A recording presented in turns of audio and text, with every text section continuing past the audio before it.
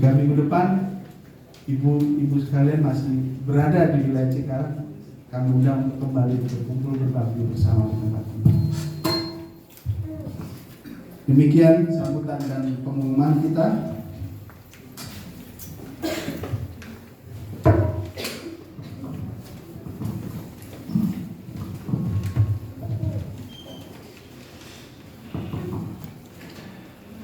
Kita memasuki saat ini.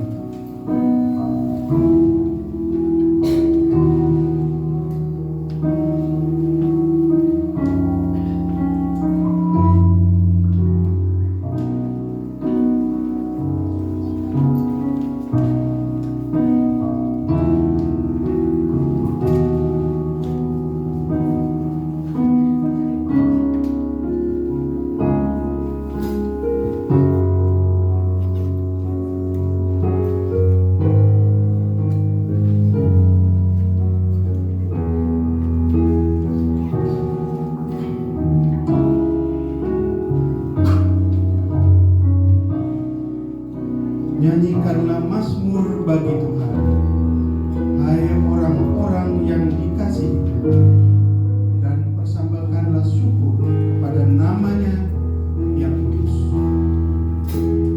Jemaat, pujian aku hendak bersyukur bercerita tentang keinginan untuk bersyukur kepada Tuhan karena kalian bersyukur.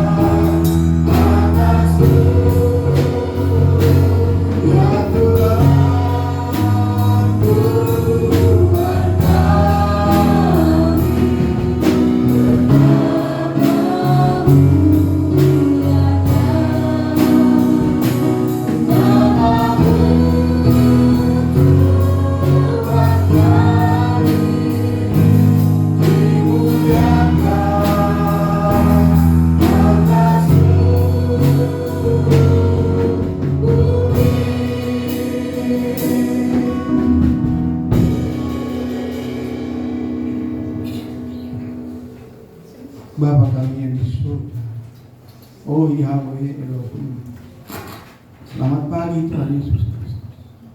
Selamat pagi Trinitas yang agung. Terima kasih Tuhan, pagi hari ini kami segenap Jemaat Gereja Baptis Indonesia Cikarang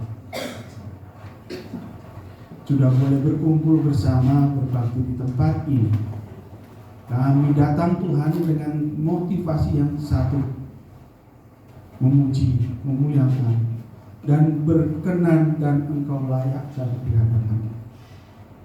Oleh karena itu Tuhan, Kami mau melupakan apa yang menjadi keresahan kami, kesulitan kami. Kami mau melepaskan apa yang menjadi kesukaan kami. Semua kami tinggalkan di belakang kami. Karena hari ini, pagi ini, kami hadir dengan sepenuh hati. Kami mau merasakan hadirat-Mu melalui puji-pujian yang kami naikkan. Kami mau merasakan dan menikmati rema yang akan dijabarkan dengan tentunya sangat baik oleh hamba-Mu Pendeta kami. Berkati kami Tuhan, agar selepas kami kembali ke rumah kami, aktivitas kami masing-masing, seminggu ke depan kami punya energi ilahi menyertai setiap langkah kehidupan kami. Kesulitan boleh ada, tantangan boleh hadir, tapi kami yakin, kami siap, karena kami adalah anak-anak-Mu, warga kerajaan Allah yang pastinya Kau jadikan, Kau akan berkati dan melindungi kami. Saat ini kami juga mendoakan bagi teman-teman kami, saudara seiman kami yang saat ini mungkin berhalangan hadir oleh karena kondisi sakit penyakit, kondisi tugas dalam perjalanan atau apapun.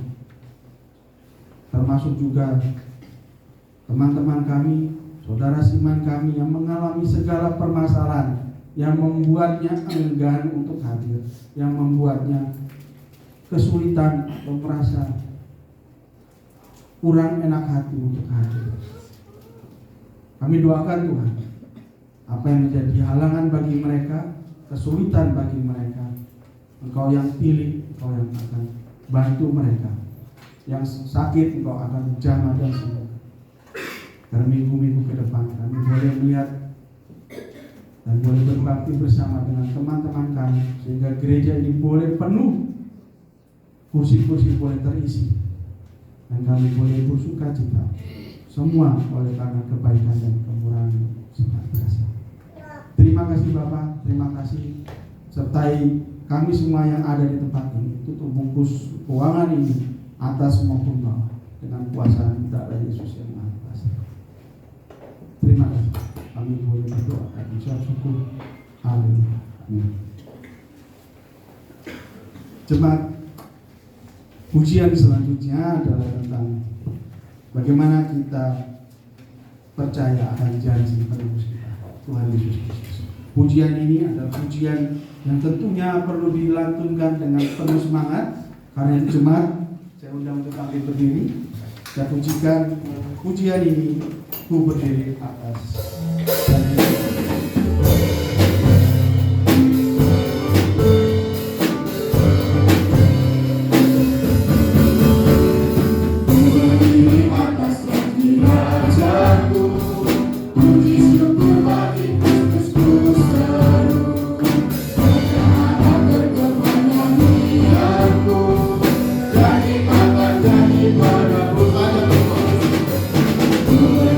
Atas janji yang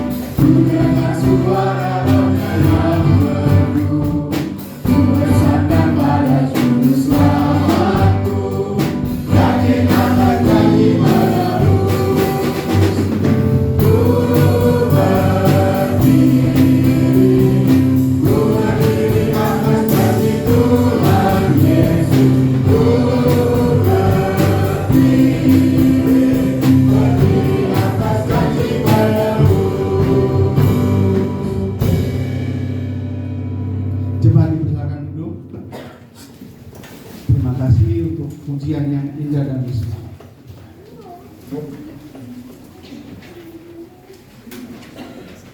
Pembacaan firman Tuhan kita pada pagi hari ini terambil dari Kejadian 37 ayatnya yang pertama hingga ke-11.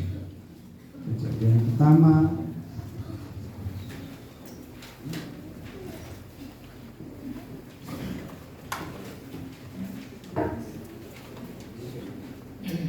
Kejadian 37 ayatnya yang pertama hingga ke-11.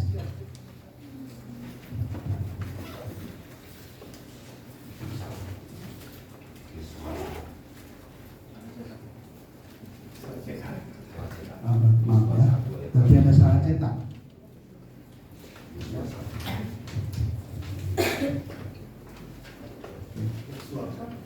Diralat ya teman, kita buka di Yosua 1. Maaf untuk kesalahan cetak yang ada di buletin. Yosua 1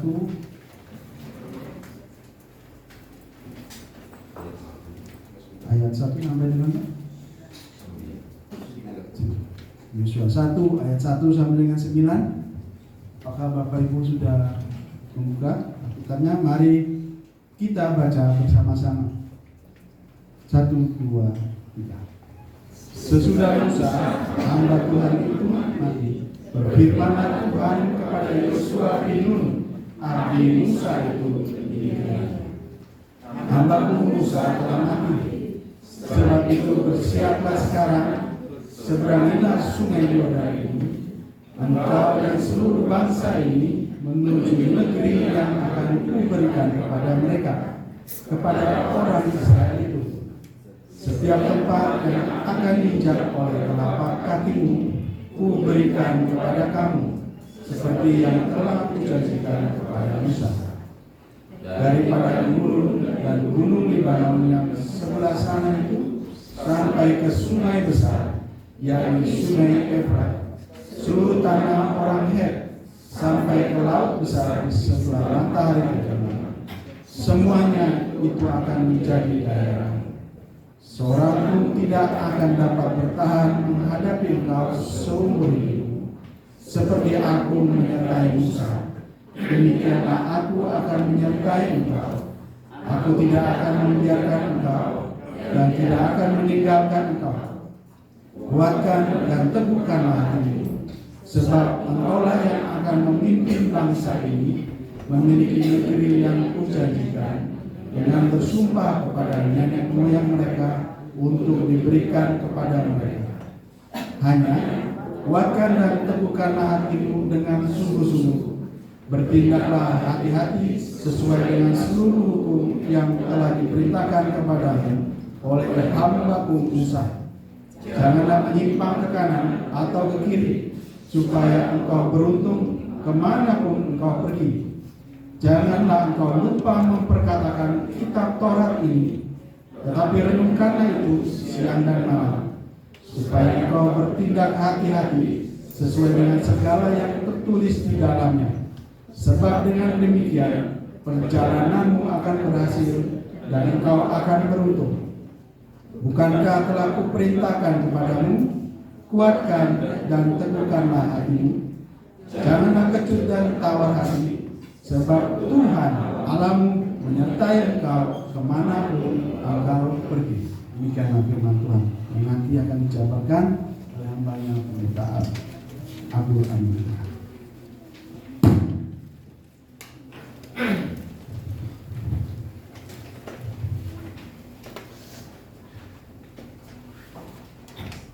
Untuk jalan meninggi, makin dekat tempat suci.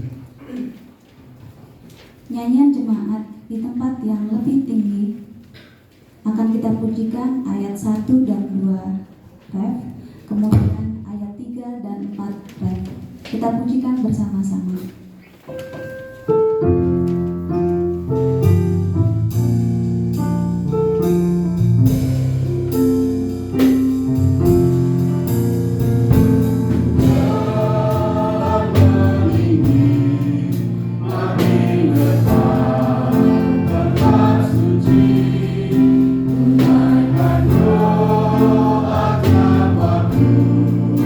Tuhan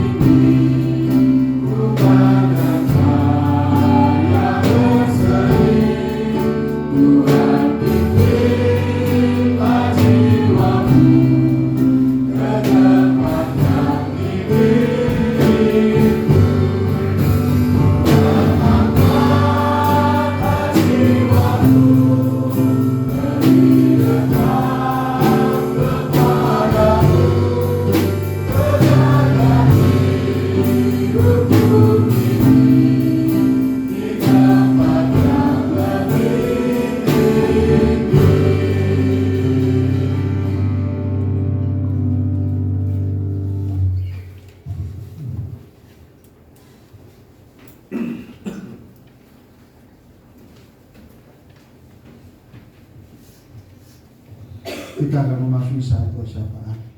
Kita perlu mendoakan bangsa dan negara kita mengenai keamanan, pemulihan, kesehatan, ekonomi, dan GGBI serta Gereja Baptis Indonesia sekarang beserta hal-hal yang menjadi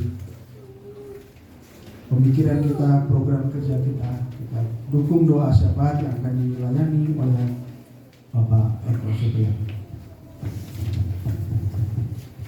Mari kita berdoa, mengucap syukur dan terima kasih Tuhan untuk hari ini, di mana kami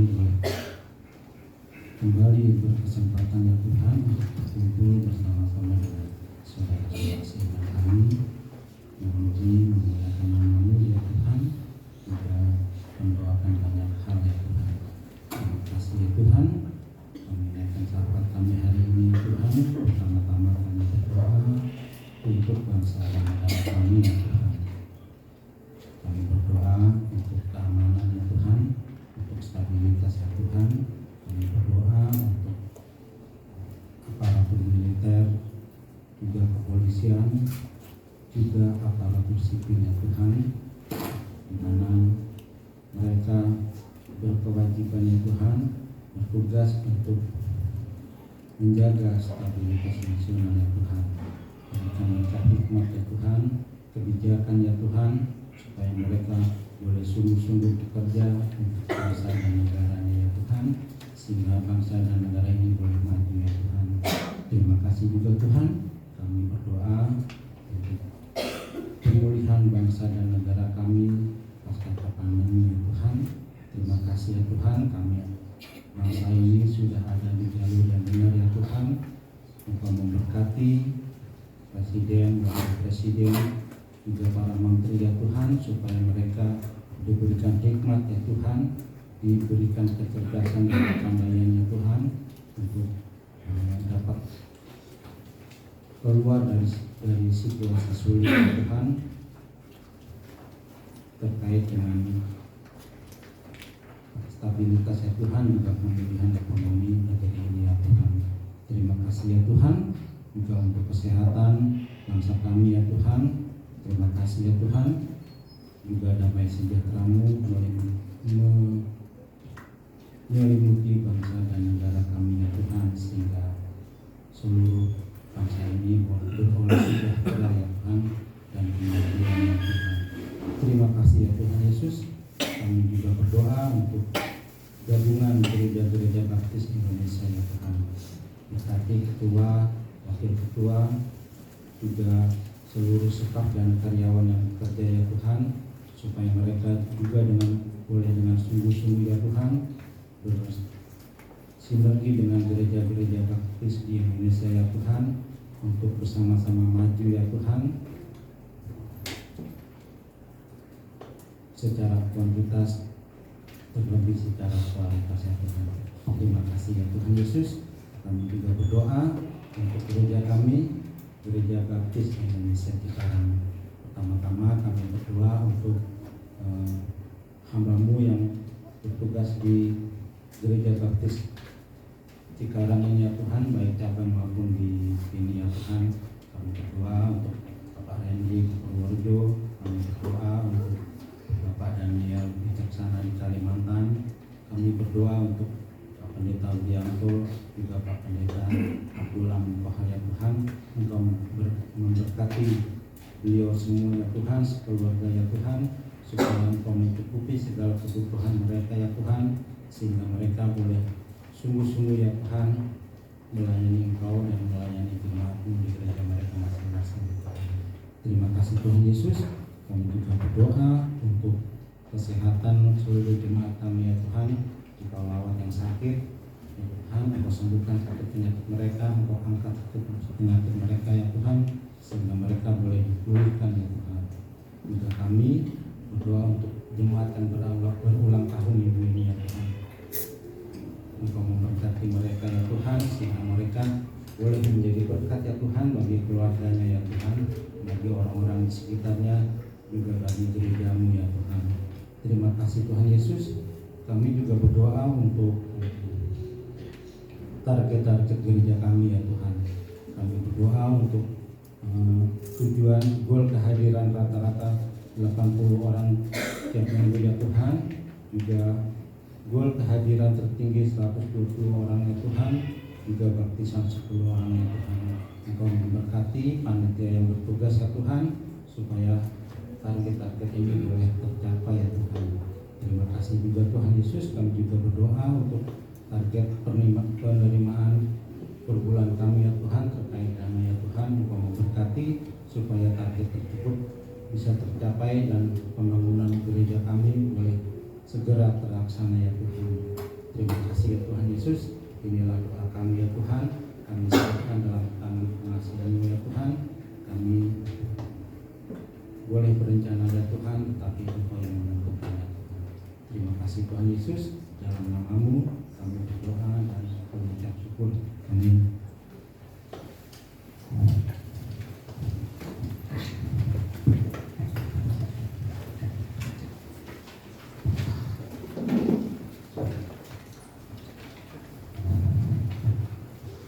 Pujian betapa kita bersyukur karena tanah air kita kaya dan subur. Pagi hari kita bermandi cahaya matahari, surya cerah. Kita syukuri ini semua karena ini adalah kemurahan Tuhan bagi kita yang ada dan tinggal di Indonesia. Pujian betapa kita tidak bersyukur.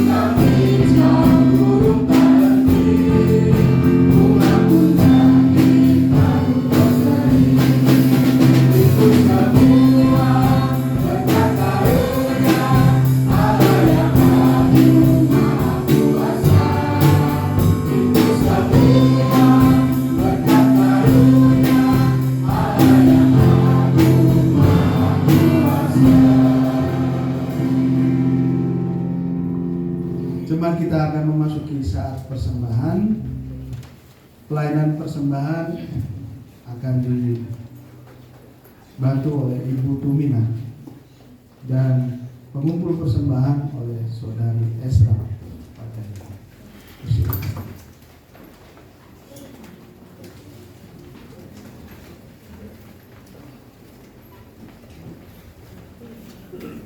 Namun sebelum itu dengarkanlah jemaat panggilan memberi kita yang terambil dari Amsal 3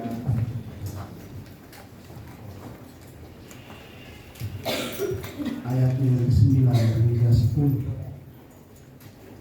Muliakanlah Tuhan dengan hartamu dan dengan hasil pertama dari segala penghasilanmu, maka lumbung-lumbungmu akan diisi penuh sampai melimpah-limpah, dan bejana pemerahanmu akan meluap dengan air buah anggurnya. Mari kita berdoa. Tuhan Yesus, mengucap syukur dan terima kasih atas berkat yang Kau curahkan untuk hidup kami. Tuhan, agar kesempatan ini di masa kini kami boleh mengembalikan sebagian dari berkat-Mu. Tuhan, berkati persembahan ini sehingga boleh kami pakai untuk perluasan kerajaan-Mu dan kemuliaan nama-Mu. Dalam nama Yesus kami sudah berdoa dan bersyukur. Amin.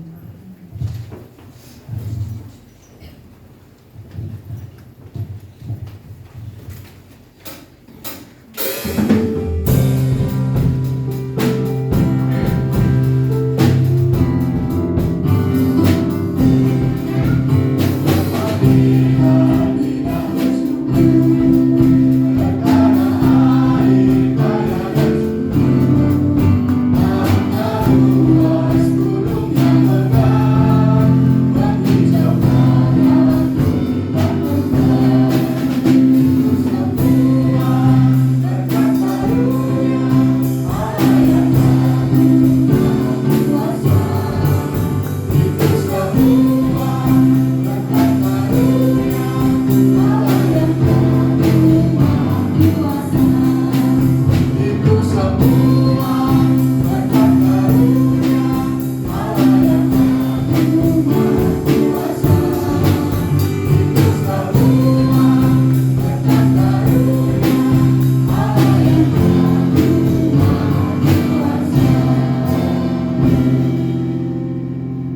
doksologi kita, berkati persembahan. Jemaat dipersilakan berdiri.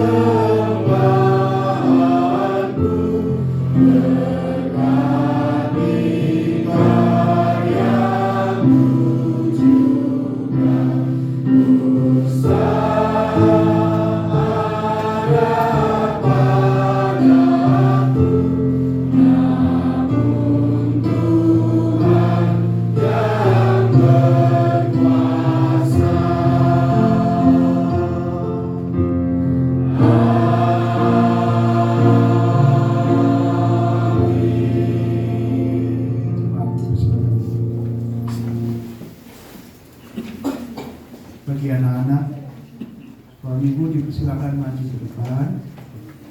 Mereka mendoakan ayat.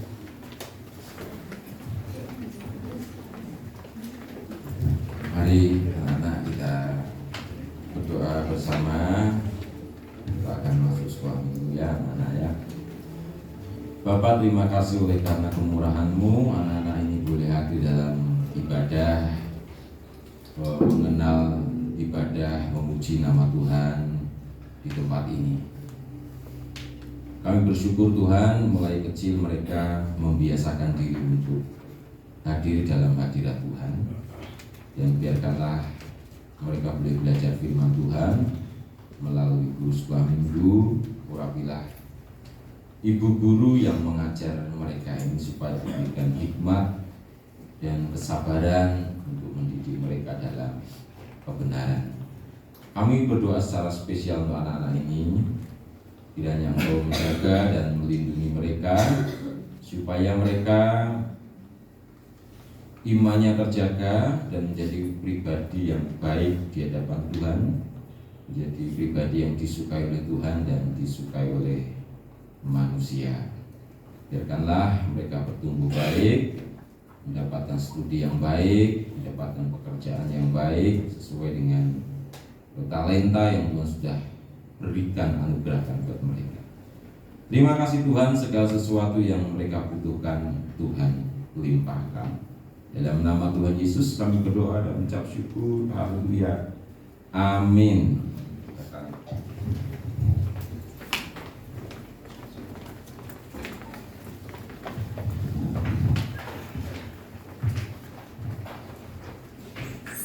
Kekuatan di jiwaku, ketenangan hati. Pujian bejanamu jemaat, mari bangkit berdiri. Kita pujikan pujian pada khotbah kita dengan pujian bejana.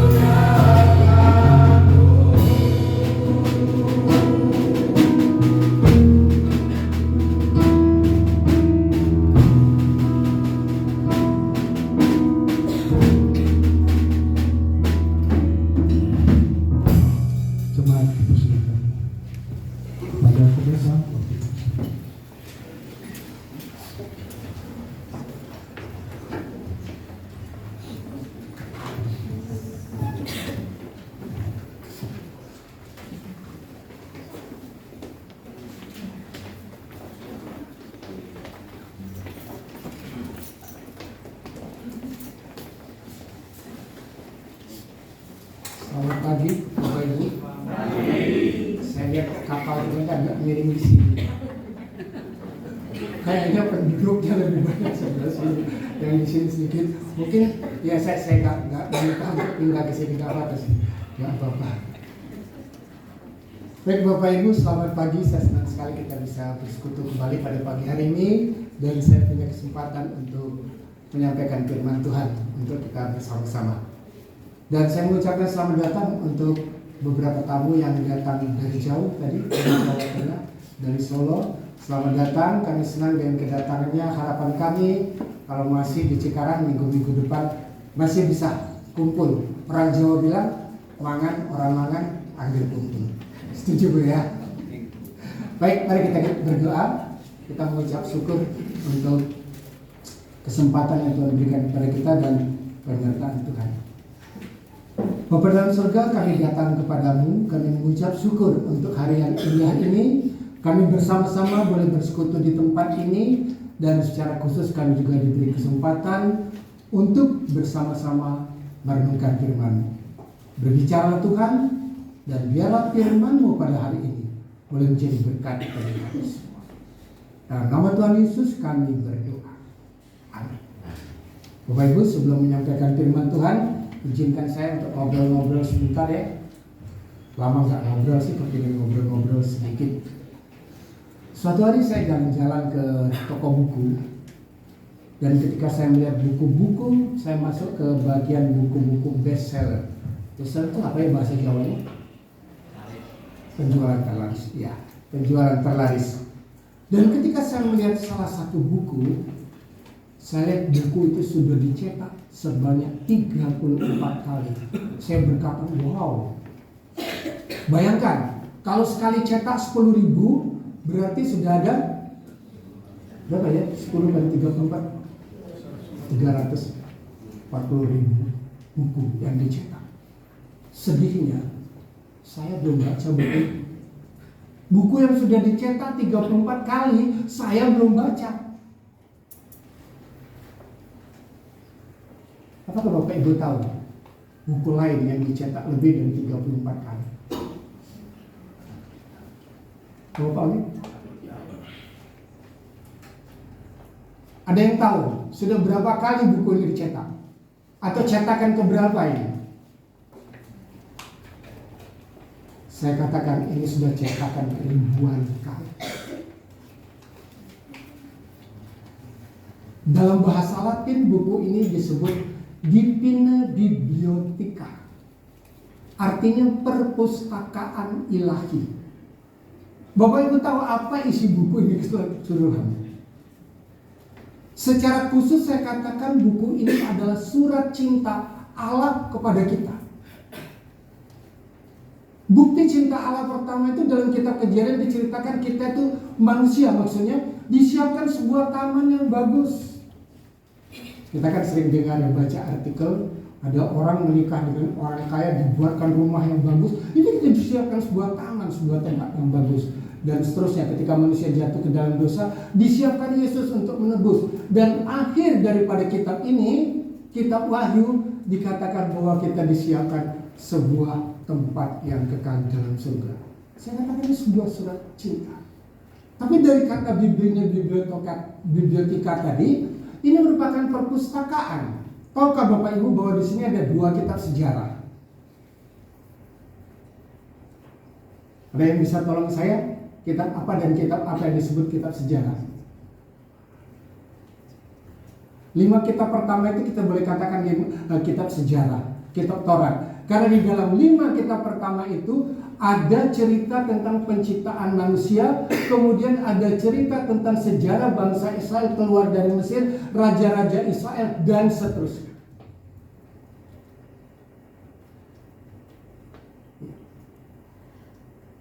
Ada kisah cinta? Untuk anak muda kan suka dengan novel-novel cinta. Ada kisah cinta di sini? Ada. Coba baca Amsal Salomo ya kalau tidak salah. Sesudah kitab Salomo itu kisah cinta. Si pemudi memuji-muji cowok, ini gantengnya cowokku, jangan direbut ya. Seperti itu. Ada nasihat? Banyak. Tapi sayangnya, saya nggak tahu ya di ruangan ini, banyak orang Kristen yang belum baca kitab ini. Ada juga yang sudah baca sampai selesai, tapi dicuti, kata orang Jawa. Dipilah-pilah, diambil kata-kata yang dia sukai. Berkat, suka. Sayang, suka. Kasih, suka. Dosa, lewatin. Baik. Ini ada cerita menarik tentang dua orang yang sedang jatuh cinta. Laki-lakinya namanya Mas Gelom. Gelom bahasa Jawanya apa? Ya betul. Pasangannya sama, kecewa. Gelo dengan kecewa sama-sama kecewa. Gelo ya, gelo. Jadi ya, gelo dan kecewa ini pasangan. Nah ini si Mbak kecewa ini kelihatan wajahnya sumringah. Kenapa dia sumringah? Karena ketika dia membaca WA yang baru dia terima dari Mas Gelo, kata-kata pertamanya I love you. Aduh, pemudi-pemudi kalau sudah dengar kata I love you langsung kelopar-kelopar.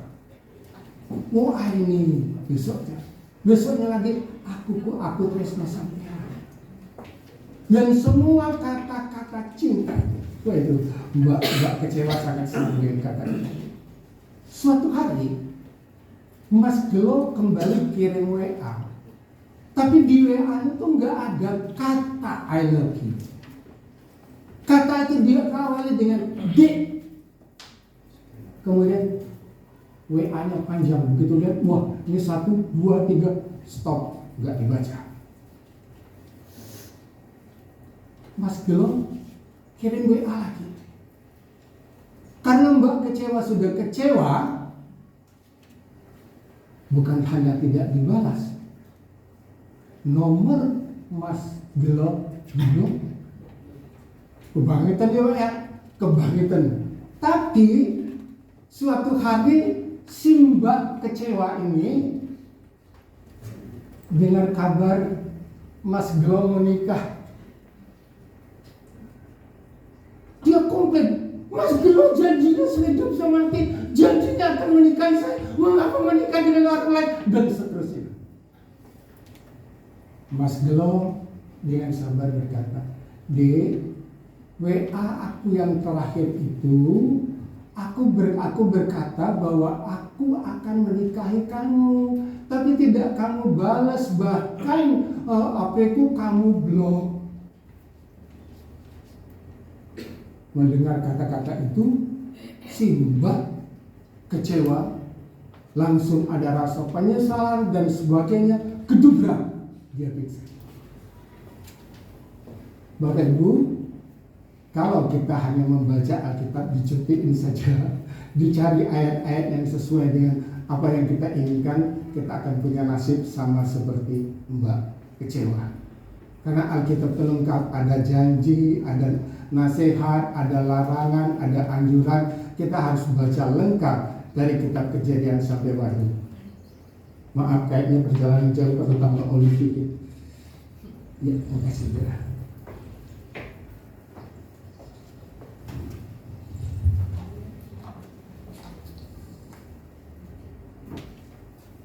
Ada sebuah janjian sekolah minggu yang saya yakin Bapak Ibu juga kenal lagu ini, dan saya mengajak kita untuk nyanyi sama-sama.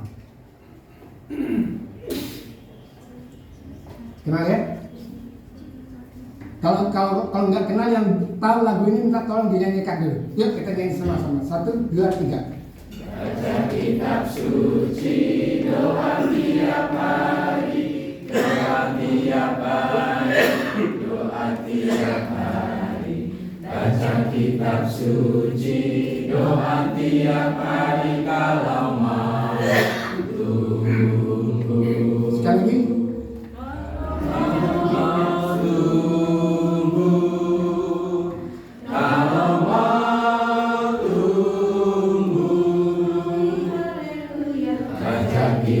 Suci, doa tiap hari,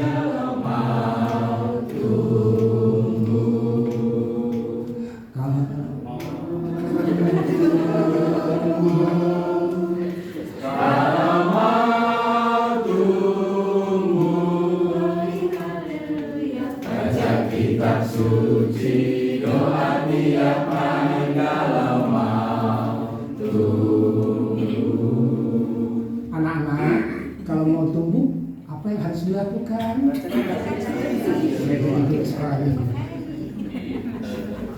Baik, kita lanjutkan.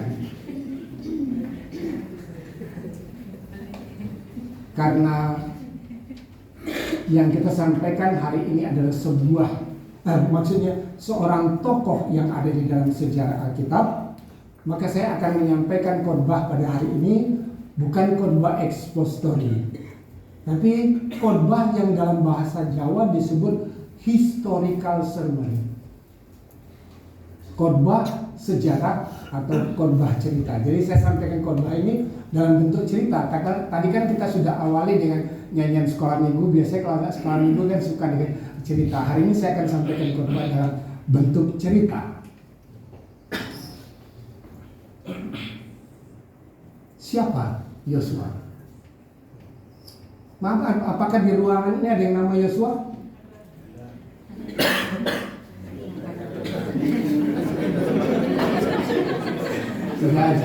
Tidak ada yang nama Yosua. Ada yang sudah kenal Yosua? Belum ya? Ada yang tahu rumahnya? Nggak ada juga. Tahu dia lahir tanggal berapa dan berapa umurnya? Terima kasih. Kalau Bapak Ibu semua sudah tahu, saya nggak jadi khotbah. Kita lihat. Ini dia Yosua. Yang pertama kita lihat arti nama Yosua. Yosua itu dari bahasa Ibrani. Bahasa Yunani-nya itu Yesus. Jadi arti nama Yosua itu sama dengan Yesus. Hanya perbedaan bahasa. Kalau di Jawa Barat namanya Karto, sampai ke kalau di Jawa Tengah namanya Karto, sampai di Jawa Tengah namanya Karta. Betul. Kalau bahasa Inggrisnya Grace, bahasa Indonesianya ini ganti dia. Dia tidak lagi menjadi feminin, tapi dia jadi maskulin. Bahasa Inggrisnya Grace, bahasa Indonesia Rahmat. Boleh nggak perhatikan itu? Ya, baik, kita teruskan. Nah, arti nama dari Yosua ini adalah keselamatan dari Allah. Arti namanya keselamatan dari Allah. Dan nama ini mengandung makna tentang seseorang yang pertama kreatif, cocok untuk promosi Suzuki, inovasi tiada henti. Ya, kreatif orangnya. Kemudian dia juga punya daya cipta tinggi. Ya, kreatif dan punya daya cipta tinggi agak deket-deket sih. Dan yang selanjutnya, nama Yosua ini mengandung makna bahwa dia adalah seorang yang mumpuni untuk menjadi pemimpin. Sudah kreatif, aktif, mumpuni untuk menjadi pemimpin, dan seterusnya. Nah, ini sebenarnya yang sering memakai kata ini ya kita ya orang-orang Jawa ya. Orang Jawa yang kenal sekali dengan bobot, bibit, dan bebet, kepribadian, pendidikan, garis keturunan, dan status sosial. Kalau ada orang mau melamar anak gadisnya, pasti sedikit dulu bobot, bibit, bebet. Nah, bagaimana dengan bobot, bibit, bebetnya si Yosua ini? Yosua itu dari suku Efraim. Efraim itu adalah anak kedua dari Yusuf. Nah, kita ingat pada waktu Efraim dan saudaranya, sebenarnya Efraim ini bungsu, tapi kakeknya menumpangkan tangan berbalik. Jadi berkat itu ada di Efraim. Jadi yang mestinya dia di tangan kiri, dia dikasih tangan kanan. Berkat itu ada di Efraim. Nah, di dalam 12 suku bangsa Israel nama Yusuf nggak ada, tapi diganti dengan Efraim. Nah, dari suku Efraim, Yusuf itu terpilih menjadi salah satu yang dipercayakan untuk mendampingi Musa. Berarti dia orang yang betul-betul disiapkan ya dari segi keturunannya. Dia bangga, dia adalah keturunan dari orang nomor 2 di Mesir sekian tahun yang lalu. Tapi tetap tercatat dalam sejarah orang nomor 2 di Mesir. Bobot bibit bebek, oke? Oke. Ini kalau dia hidup pada zaman sekarang, tiap sebentar ditampil di TV. Dan begitu tampil di TV, anak-anak muda, remaja-remaja sibuk kepingin selfie dengan dia. Orang nggak tahu. Kemudian yang selanjutnya, famous, terkenal nggak Yosua? Bapak Ibu kaget kalau saya katakan Yosua ditulis dalam kitab Perjanjian Baru. Di dalam kitab Perjanjian Lama 27 kali nama dia ditulis. Ya, kemudian di dalam kitab Perjanjian Baru ada 2 kali. 2 kali. Jadi kita lihat arti namanya bagus, bobot bibitnya oke, dia terkenal. Kita lihat selanjutnya. Oh, ada yang bilang dulu. Bentar. Ada satu yang hilang ya. Ya, baik. Saya ceritakan saja.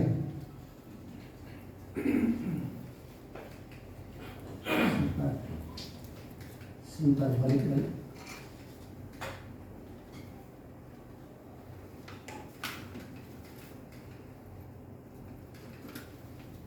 Tolong duduk lagi. Cuma dari awal sih ya. Tolong terus lagi. Kembali ke awal lagi. Terus ya, sampai tadi yang terakhir tadi. Baik. Ini ada cerita menarik di sini. Suatu saat Yosua ini dipercayakan oleh Musa untuk melakukan tugas intelijen, menyelidiki kota Kanaan, kota yang akan mereka rebut itu diselidiki dulu, aman nggak dan sebagainya. Dia pergi didampingi dengan 11 orang yang lain, dari jumlahnya 12, dari setiap suku diwakili 1 orang. Perjalanan aman, semuanya aman. Sebagai bukti bahwa Yosua setelah pergi ke tempat itu, dia bawa apa?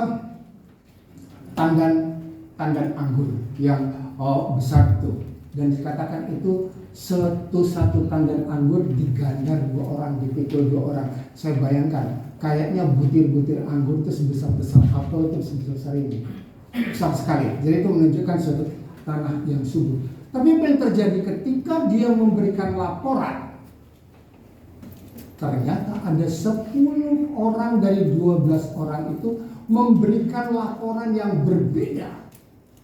Waduh, ngeri sekali saudara-saudara, nggak usah ke sana, itu berbahaya sekali. Itu penduduknya banyak orang-orang enak. Orang enak ini sebutan untuk orang-orang rasa, tinggi badannya gede-gede. Dia melihat kita seperti belalang, kita melihat dia seperti belalang melihat manusia. Bisa bayangkan berapa perbandingannya. Seperti itu. Hal ini membuat bangsa Israel frustrasi. Sudah berjalan di padang gurun sekian jauh, sampai di sini akan masuk ke negeri Kanaan. Ternyata negeri itu adalah negeri yang tidak mungkin untuk dimasuki. Bapak Ibu bisa bayangkan, kalau kita menjadi itu mungkin juga kita kecewa. Karena mereka kecewa, maka mereka berusaha untuk menyingkirkan Musa. Untuk apa pemimpin seperti ini? Ini bukan pemimpin yang baik. Ini pemimpin yang menyengsarakan kita. Pemimpin yang membawa kita kepada bahaya. Yang ada dalam benak orang-orang Israel pada saat itu. Akibatnya mereka berusaha untuk melempari Musa dengan batu. Bapak Ibu yang kekasih dalam Tuhan Yesus Kristus, sedikit kita lihat di sini ya. Andai kata si Yosua ini seorang yang punya niat jelek, ini merupakan kesempatan untuk dia. Kesempatan untuk mengambil alih kepemimpinan.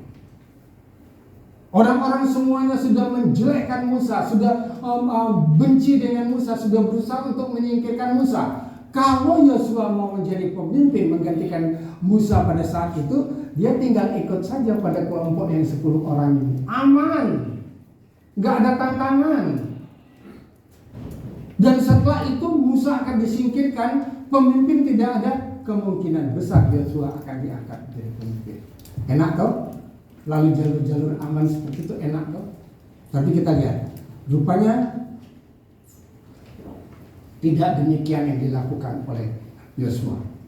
Meskipun dia tahu dia kalah suara, tapi dia tetap mempertahankan yang namanya kebenaran. Kita lihat, ini firman Tuhan yang diucapkan oleh Yosua. Seakan-akan dengan firman Tuhan dia berkata, "Hai saudara-saudara, di manakah imanmu?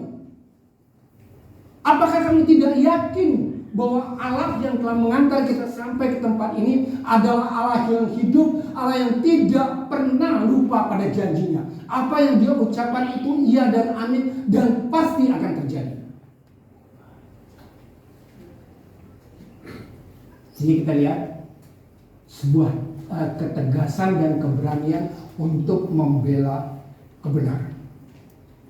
Ini adalah sikap seorang pemimpin. Yes. Kita lanjutkan.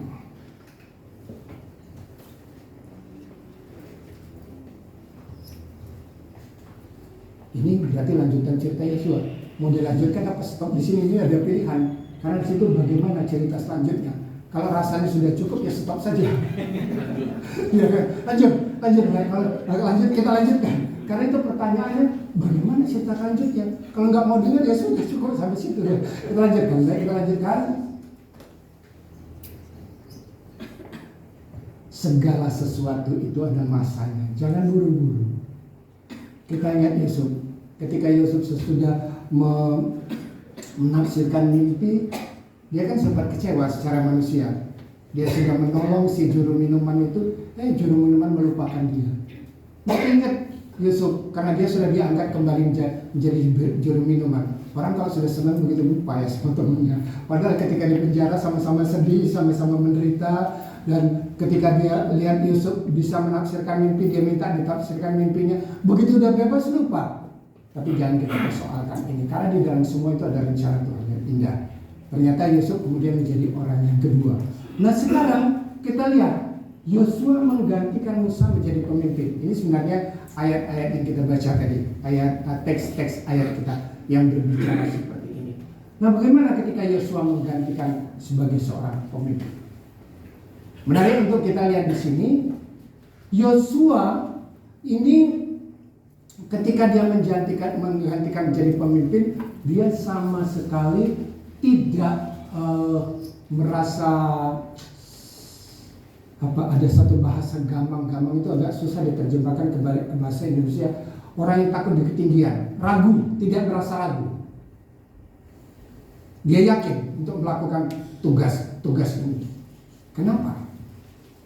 Kalau kita perhatikan Yosua tadi ketika dia masih bekerja bersama-sama dengan Musa, Yosua itu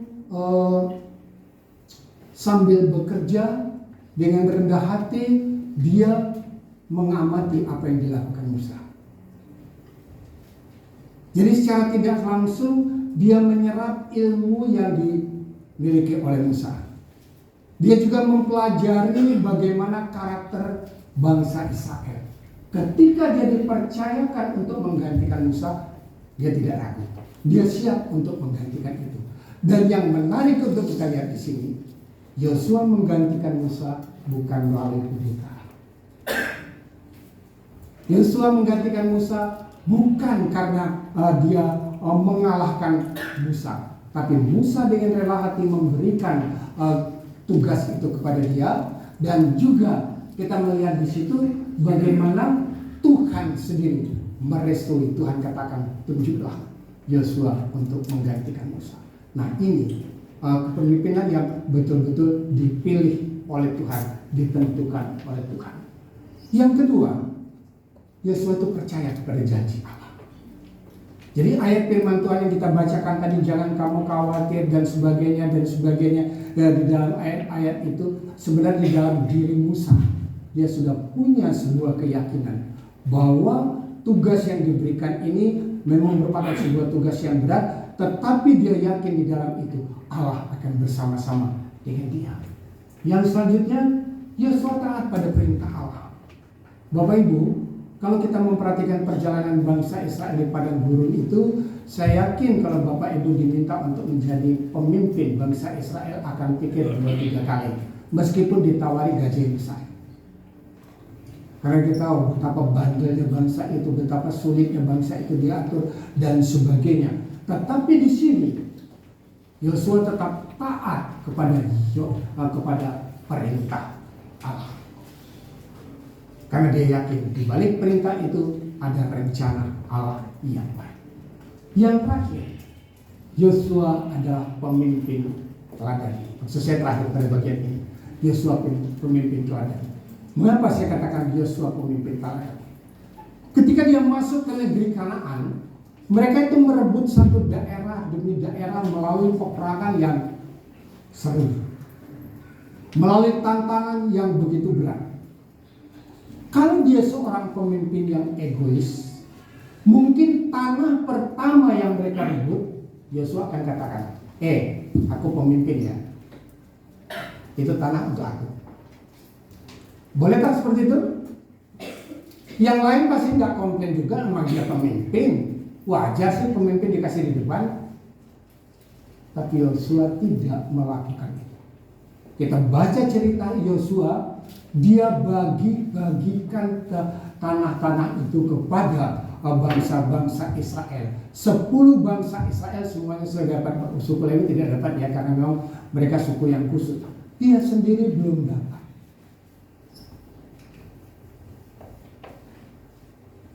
Lihat ini. Berapa umurnya?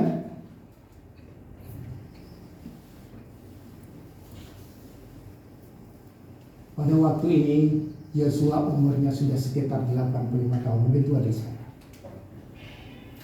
Udah kakek-kakek, mesin sudah menikmati masa pensiun. Tapi dengan yakin dia berkata, oleh sebab itu berikanlah kepadaku pegunungan yang dijanjikan Tuhan pada waktu itu, sebab engkau sendiri mendengar pada waktu itu bahwa di sana ada orang enak.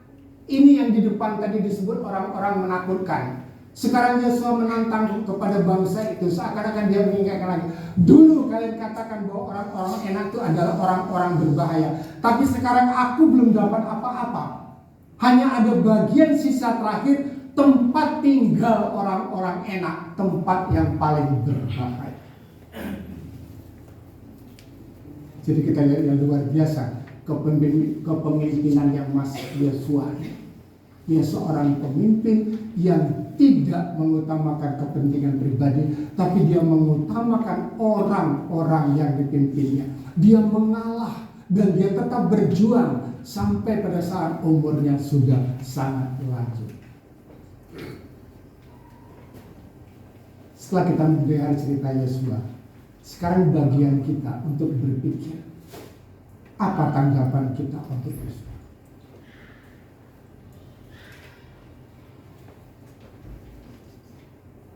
Mungkin Bapak Ibu akan berpikir, ya saya hanya staf biasa, kayaknya sifat Yosua yang cocoknya ya rendah hati, jujur, kerja, bagus.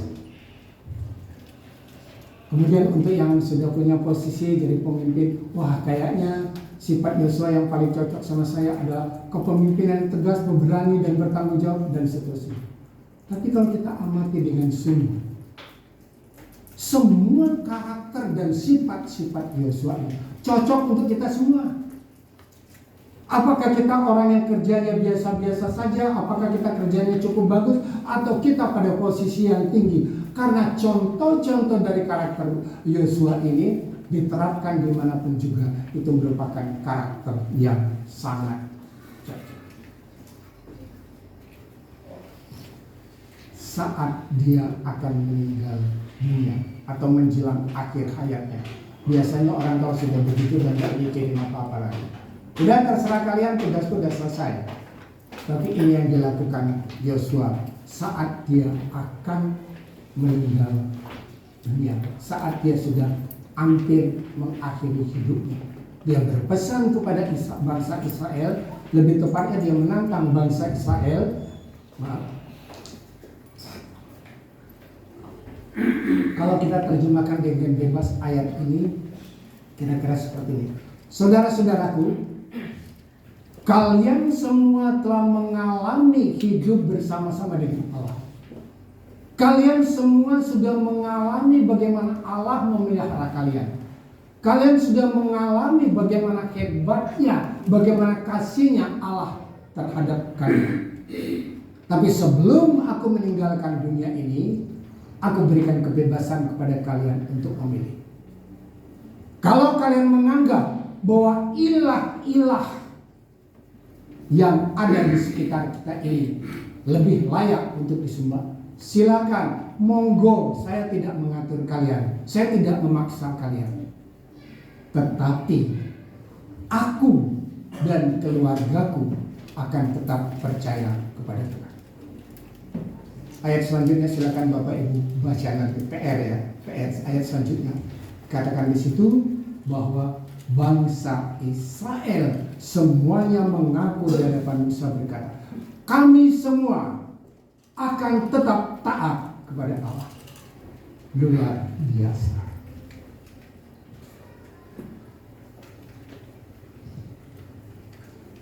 Kayaknya untuk cerita hari ini sampai di sini saja dulu ya. Nanti kita lanjutkan minggu-minggu ke depan. Anda tahu sudah siap beberapa cerita berikutnya untuk kita semua. Mari kita berdoa. Bapa dalam surga yang kami puji dan kami muliakan, kami datang kepadamu Tuhan Yesus, dan pada saat ini kami mengucap syukur untuk apa yang Tuhan sudah berikan kepada kami. Kami mengucap syukur untuk tangan kasih Tuhan yang selalu menyertai dan memberkati kami. Khusus untuk cerita Yesua, kami betul-betul sangat diberkati ya Tuhan. Ada karakter-karakter baik, karakter-karakter yang perlu dicontoh, karakter-karakter yang layak untuk dijadikan sebagai karakter-karakter orang percaya. Terima kasih Tuhan Yesus. Dalam nama Tuhan Yesus kami berdoa.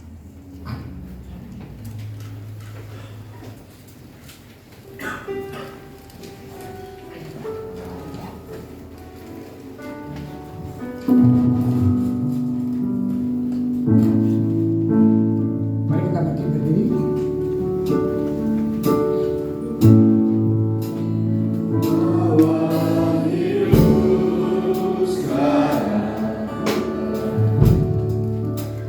Sekarang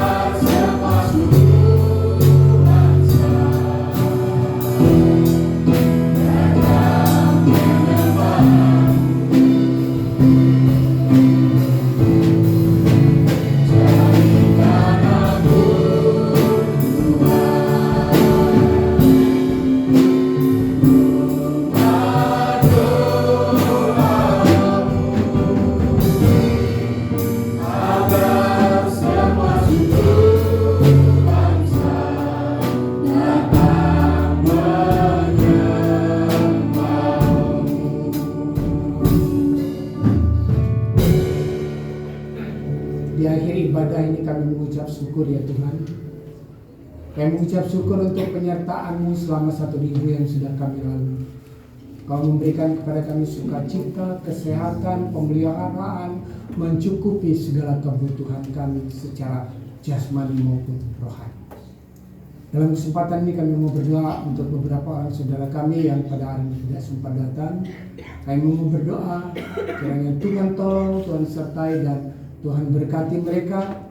Jikalau ada masalah yang sedang terjadi di antara mereka, Tuhan memberikan kepada mereka kekuatan dan solusi untuk mengatasinya. Jikalau ada yang sakit, kami juga berdoa Tuhan akan sembuhkan mereka, Tuhan akan pulihkan mereka agar di minggu-minggu yang akan datang mereka kembali bisa bersekutu bersama-sama dengan kami. Terima kasih Tuhan Yesus. Dalam nama Tuhan Yesus kami berdoa. Amin.